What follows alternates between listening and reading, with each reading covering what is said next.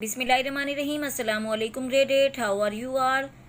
बेटा आज chapter number 5 के हमने लॉन्ग क्वेश्चन करने हैं। शॉर्ट क्वेश्चन हमने नीट नोटबुक पर प्रीवियस डे राइट किए थे। आज हम long question number 1, 2 and 3 neat notebook पर राइट करेंगे और उसके बाद आपने मेमोराइज करने। लॉन्ग क्वेश्चन नंबर 1 है आबी आलूदगी की वजूहात और असरात बयान करें। फिर उसके बाद नंबर 2 है मट्टी की आलूदगी के असबाब और असरात तहरीर करें। क्वेश्चन नंबर 3 है ग्लोबल वार्मिंग की वजूहात और असरात बयान करें। सबसे पहले long question number 1 neat notebook पर राइट करते हैं। Open your neat notebook and mention day and date. Long question number 1 है आबी आलूदगी की वजूहात और असरात बयान करें। इसका आंसर है बेटा बुक पेज नंबर 42 पर। ये देखें, पानी के आलूदा होने की वजूहात। पहले आपने हेडिंग देनी है पानी के आलूदा होने की वजूहात, उसके बाद आपने आंसर में पॉइंट्स में राइट करना है आंसर। नंबर 1, फसलों की काश्त के दौरान मुख्तलिफ खादों और स्प्रे का बेजा और बेवक्त इस्तेमाल, घरों और कारखानों के पानी का बराह रास्त नालों के ज़रिए नदियों और फिर दरियाओं तक पहुंच जाना। फिर उसके बाद नंबर 3 पॉइंट है सैलाबों की वजह से भी पानी आलूदा हो जाता है। उसके बाद नंबर तेज़ाबी बारिश भी पानी को आलूदा करती है। नेक्स्ट पॉइंट है समंदरों में भी बड़े पैमाने पर कूड़ा फेंका जाता है। ये कूड़ा लहरों के ज़रिए समंदर के मुख्तलिफ हिस्सों तक पहुंचकर समंदरी पानी की आलूदगी का बायस बनता है। फिर नेक्स्ट पेज पे तेल बरदार जहाज़ों के हादसात के बायस तेल का पानी में मिल जाना भी आलूदगी की एक बड़ी वजह है। हस्पतालों, स्कूलों, फैक्ट्रियों वगैरह से निकलने वाला पानी माहिरीन माहौलियात के मुताबिक पानी के आलूदा होने की वजूहात हैं। उसके बाद बेटा आपने हेडिंग देनी है, सेकंड हेडिंग पानी की आलूदगी के असरात। ठीक है, ये आपने ये भी पॉइंट्स में राइट करनी है। पानी की आलूदगी इंसानी ज़िंदगी के साथ साथ अर्जी जानदारों और आबी हयात के लिए भी बहुत ज़्यादा नुकसान का बाइस बनती है। आबी हयात का ख़त्म और नापेद होना एक वजह हो गई। फिर उसके बाद जहरीले केमिकल एक जानदार से दूसरे को मुंतकिल होकर बिलाखिर इंसानी जिस्म में दाखिल होकर मूजी अमराज का बाइस बनते हैं। Point number 2। फिर पॉइंट नंबर 3 है मलेरिया जैसी बीमारी का आम होना। नंबर 4 आलूदा पानी के इस्तेमाल से पेट की बीमारियां, यरकान, कैंसर, मैदे की तकलीफ़ और गुर्दों की तकलीफ़ वगैरह शामिल हैं। नेक्स्ट पॉइंट दुनिया की निस्फ आबादी आलूदा पानी इस्तेमाल करती है और इस आलूदा पानी के इस्तेमाल की वजह से हर साल लातादाद लोग मुख्तलिफ बीमारियों से मर जाते हैं।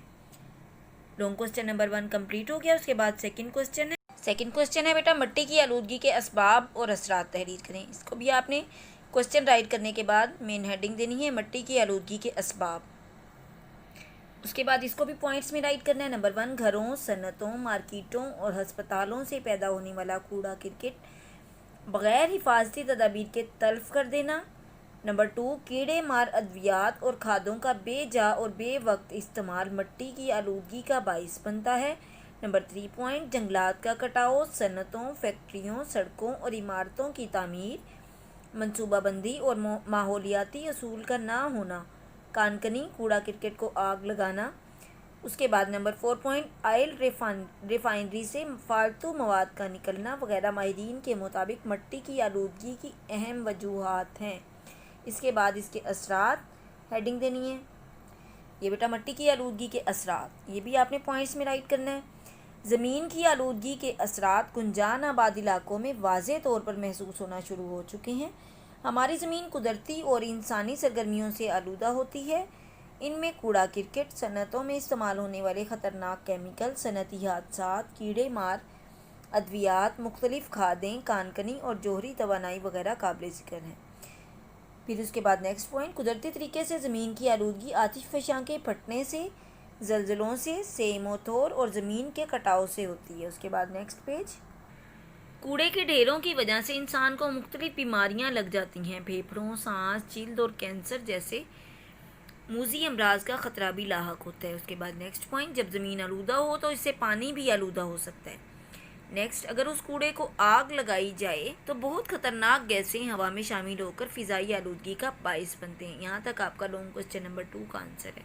उसके बाद लॉन्ग क्वेश्चन नंबर 3 है, ग्लोबल वार्मिंग की वजूहात और असरात बयान करें। तो ग्लोबल वार्मिंग की वजूहात, मुख्तलिफ फैक्ट्रियों, गाड़ियों, हवाई जहाज़ों, ट्रेनों वगैरह से निकलने वाला धुआं ग्लोबल वार्मिंग का बाइस बनता है। Number 1 point. नंबर 2, तेल, डीजल और कोयले के जलने की वजह से बड़े पैमाने पर कार्बन डाइऑक्साइड गैस खारिज होकर फ़ज़ा में दाखिल हो रही है, जो दर्जा हरारत में इजाफे का बाइस बन रहा है। नेक्स्ट पॉइंट है, दरख्तों की बेजा कटाई और फ़िज़ाई आलूदगी भी ग्लोबल वार्मिंग का बाइस बनती है। ये वजूहात हो गई। उसके बाद ग्लोबल वार्मिंग के असरात।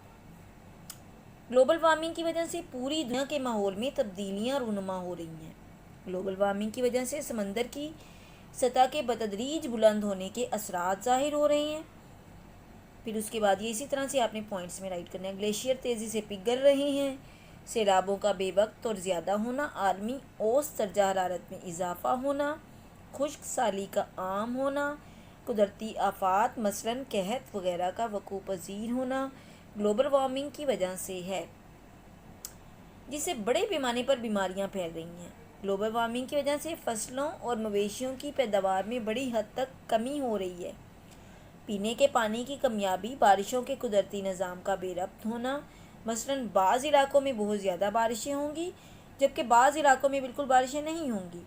कुदरती वसाइल मसलन जंगलात, घास के मैदानों वगैरह की पैदावार सलाहियत में बतदरीज कमी इसके अहम असरात हैं। यहाँ तक आपका आंसर है लॉन्ग क्वेश्चन नंबर 3 का। तो बेटा ये आपने अपनी बुक से निशान लगा लेने। बुक पेज नंबर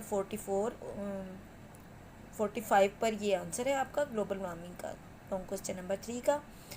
तो उसके बाद आपने इसको नीट नोटबुक पर राइट करना है और मेमोराइज़ करना है। अल्लाह हाफिज़।